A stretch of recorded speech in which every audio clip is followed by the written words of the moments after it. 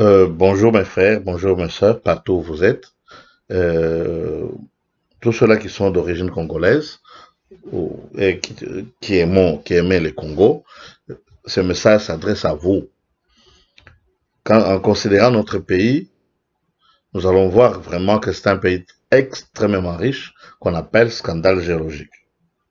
C'est un pays riche, son sol est très riche, son sol est riche, ses habitants sont très riches.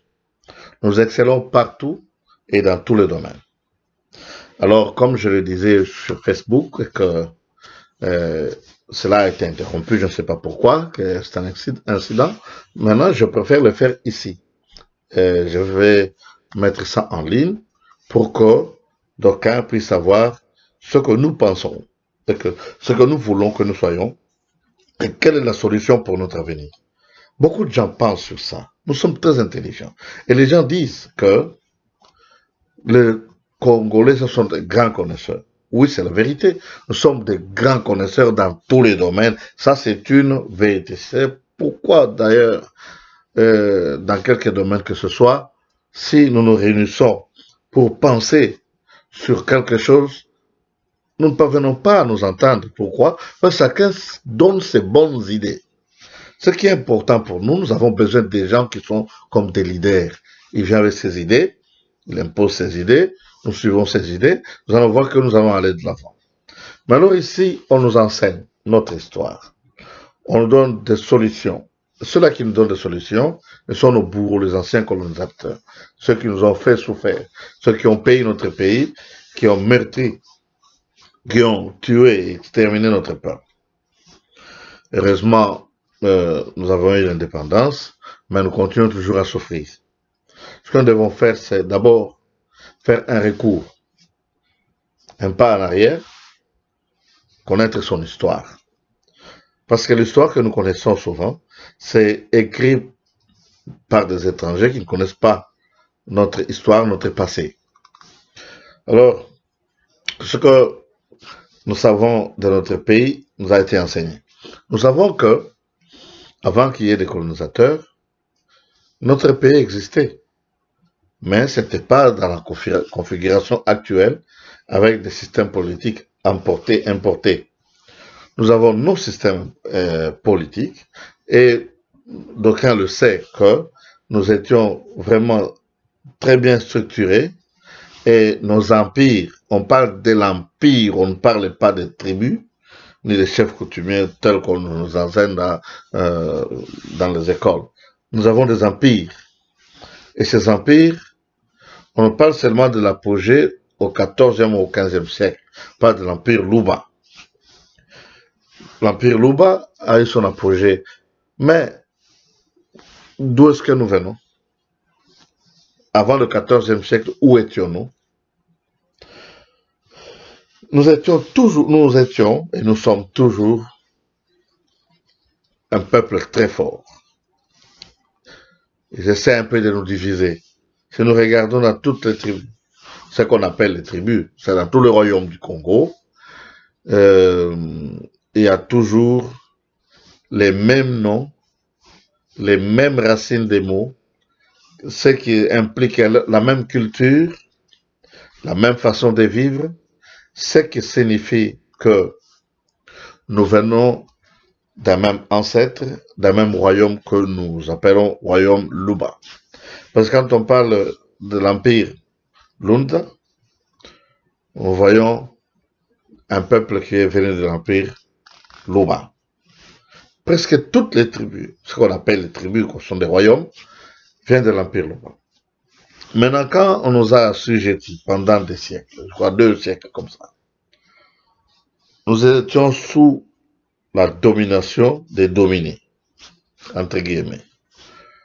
Alors, quand nous avions eu ce qu'on nous a dit comme un cadeau qu'on nous a donné par le roi belge, un cadeau, mais qu'un fils du pays s'est mis debout pour dire non, c'est pas vrai, nous avons lutté pour avoir ça. Chacun devrait se souvenir que on était assujetti à des souffrances, à des travaux forcés. Et tous les jours, on s'ouvrait, on pleurait. Mais quand la flamme de liberté en nous, nous avons fait, nous avons combattu jusqu'à ce que nous avions une indépendance. Maintenant, voyez ce qui s'est passé là-bas. Le premier président, c'était Kassavou. Le premier ministre, c'était Lumumba. Tous les députés là, c'était des leaders, on les appelle leaders, n'avaient aucun passé politique. Ils n'ont pas été formés. Moi, je pourrais penser peut-être qu'à Moïse Tchombe, lui, il est de la famille de l'empereur Mointiave.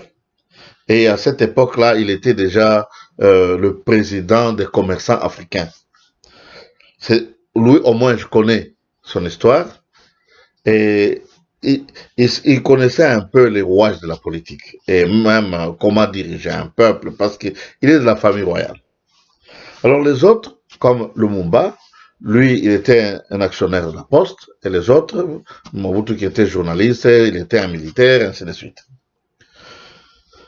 Maintenant, alors, à cette époque-là, en 1960, en 1960, la loi fondamentale, la constitution de cette époque, nous avions un système ministériel. C'est le premier ministre qui avait le pouvoir. Le premier ministre était voté.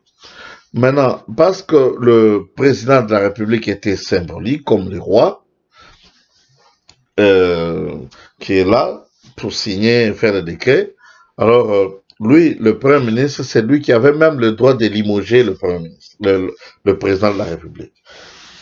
Il y a eu des mésententes. Si vous remarquez très bien, hein, Mobutu était le secrétaire de Lumumba, il était son bras droit, et c'est pourquoi Lumumba l'avait nommé comme secrétaire d'État à la présidence. Tout ce qui s'est passé à la présidence, Mobutu informait son patron, le premier ministre. Alors maintenant, quand il y a eu des problèmes, Lumumba fait des discours, Kasavubu, lui, il faisait autre chose. Il voulait qu'on fasse des réunions. Les réunions que nous faisions, les réunions étaient interminables. Alors Lumumba disait non, ça c'est pas ça. Notre peuple est en train de souffrir, il faudrait qu'on fasse quelque chose, il faudrait qu'on travaille. Mais pour Kasavubu, lui, il fallait maintenant créer l'emploi. Il n'avait aucune notion d'économie, de budget, tout ça. Il le faisait au hasard, par des conseils. Ils avaient comme conseil de Belges. Maintenant, j'aimerais que vous puissiez comprendre comment les troubles ont commencé. Il y avait une mésentente entre le président et son premier ministre. Le président met son premier ministre en prison. Le président limoge, révoque le premier ministre. Ce qui est impossible parce qu'il est voté. Il est issu des élections. Maintenant, lui, le président, il est entré dans l'illégalité, tel que Moïse Tchombe l'a aussi remarqué, mais Mobutu l'a dit et plusieurs l'ont dit, qu'il allait tout droit dans l'illégalité. Pour lui, les lois, non. Il y a, en quoi ceux qui parlaient de lui disaient que il se voyait comme un chef. Parce que lui, au fond, c'était un prêtre. La BACO, c'était une association tribale qu'on l'a projeté, on l'a parachuté à la BACO, on l'a nommé comme président de la BACO et on a politisé la BACO. C'est pourquoi vous voyez toujours que les gens de Bakongo, ils sont toujours comme ça et ils veulent toujours le problème des Bakongo. Parce que la BACO, c'était tribal. Alors, il n'y a pas eu une transition entre la BACO et le système politique. C'est cette transition-là qui nous fait peur. C'est cette transition-là qui fait que nous sommes en train de souffrir, même pour le moment. Nous avons nos coutumes. Nous avons nos mentalités. Nous avons... c'est-à-dire que c'est que la façon dont nous subissons les directives ou la façon dont nous obéissons loi, c'est différent avec les Européens. Pour nous, nos chefs, c'est spirituel. Il n'y a pas besoin de mandat, il n'y a pas besoin d'opposition. Il y a toujours la juxtaposition telle que le maréchal Mobutu le disait. Quand le chef dit quelque chose, ce sont les notables qui se réunissent, ils donnent au chef des idées. Et même le gouvernement était décentralisé. Il y avait le gouvernement central, il y avait les royaumes, les ethnies, les villages, et chaque entité était autonome. Et ce que vous appelez coutume, c'était ça notre constitution. C'est-à-dire la façon dont on peut limoger quelqu'un, arrêter quelqu'un, ou marier, ou épouser, ou choses comme ça. Mais ce sont des lois. Parce que ces lois-là n'étaient pas écrites. Pourquoi les autres disent non, c'est leur coutume? Bon, maintenant, Lumumba a été limogé. Celui qui a limogé Lumumba, c'était Kasavubu. Après, souvent, ils disent que c'est un président modèle. Ce n'était pas modèle. Il avait limogé Lumumba. Nous tous, nous savons, nous disons que Lumumba, c'est l'héros national. Quelqu'un qui a limogé, quelqu'un qui nous a aidés pour avoir l'indépendance. Vous voyez un peu ça. Il faut réfléchir sur ce que nous entendons, ce que nous avons vécu. Parce que ceux qui nous ont raconté, ils ont vécu cette période. Ils ont vu l'indépendance venir, le premier président, le premier ministre, le gouvernement et autre chose. Maintenant, quand on l'a limogé, celui qui l'a condamné à mort, c'est le commandant suprême. Mobutu n'était qu'un simple chef d'état-major. Il n'avait rien à décider. Et toutes les décisions venaient de son chef. Parce qu'il n'y avait pas de problème entre Mobutu et Lumumba. Il y avait des problèmes entre Lumumba et Kasavubu. Maintenant, quand Lumumba a voulu le tuer, les Ghanéens, le casque bleu, l'ont mis en résidence surveillée, l'ont protégé. Quand il a pris fuite, maintenant ses partisans à lui, écoutez-moi très bien, les partisans de Lumumba. Parce que Lumumba était entré en guerre contre Moïse Tshombe et contre Kalonji pendant la période de sécession en 1960. Parce que Moïse Tshombe a proclamé le Katanga indépendant, parce que lui ne voulait pas que notre pays soit... que tout soit concentré à Kinshasa. Il fallait que nous puissions avoir un régime fédéral, c'est-à-dire que les provinces soient indépendantes. Alors que les autres étaient refusaient ça. Celui qui était d'ailleurs majoritaire au Parlement. C'est lui qui avait le parti le mieux organisé d'ailleurs, M. Moïse Tshombe. Quand le monsieur est allé a pris fuite, maintenant ses partisans, lui, qu'on appelle les Mbenye, les Moulele, les Kabila Laurent, les Soumialo, et tous les autres, ils ont pris les armes. S'il vous plaît, écoutez-moi, ils ont pris les armes. Ils ont pris les armes, ils ont commencé à tuer nos frères. Ils ont persécuté, tué, exécuté les gens qui sont gagnés à Bukavu, partout là-bas. Beni, Butembo, partout à l'est du pays. Vous savez vous-même comment Anouarit était mort. Vous savez même beaucoup de gens sont morts là-bas. Ils ont pris Jean Scram, ils ont pris Bob Denard, ils ont travaillé avec les mercenaires, ils ont saccagé la population. C'est lui qui a sauvé notre pays. Ce monsieur Mobutu, il a dit au président Kasavubu, il ne faut pas s'entêter. Je suis allé à la guerre. La guerre n'est pas facile. Celui qui peut nous aider, c'est Moïse Kapenda Tshombe. Lorsqu'on a mis Moïse Kapenda Tshombe comme Premier ministre, on a élargi son cabinet. Il était en Belgique et il est revenu. Quand il est revenu, Kasavubu ne voulait pas, parce que Kasavubu voulait qu'il revienne l'année prochaine. C'était en 1964 alors à l'époque. Maintenant, lui, il est venu une semaine après.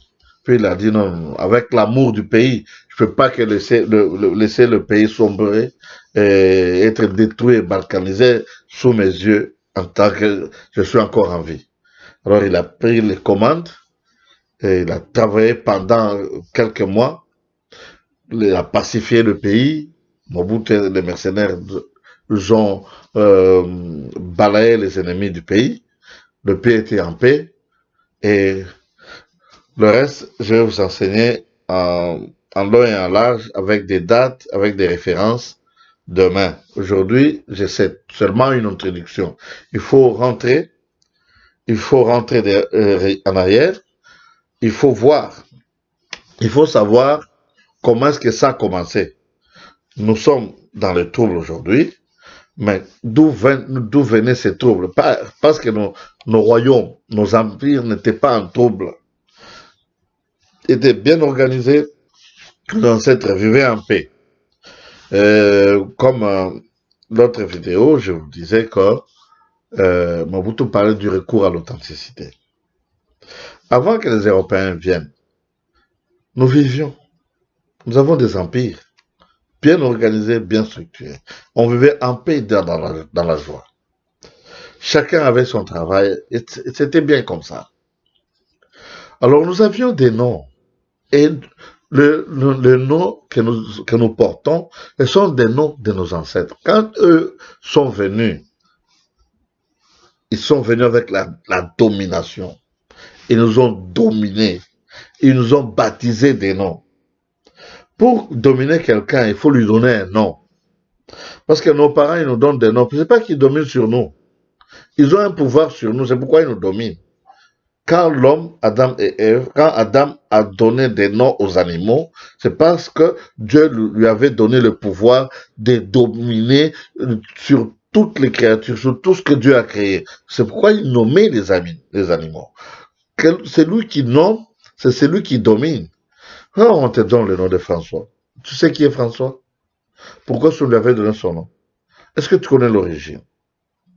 Tu sais que ce nom-là vient de quel démon? Tu portes seulement un démon, une malédiction que tu ne connais pas. Mais le nom qui vient de vos ancêtres. C'est parce que nous pensons que nous sommes mauvais. Tout ce que nous faisons est mauvais. Nous ne sommes pas intelligents. Il faut que les autres viennent faire son nom. Non, mes bien-aimés. Que Dieu vous bénisse. Prochainement, je vais vous expliquer en long et en large et vous allez comprendre que ce que je vous dis est vrai.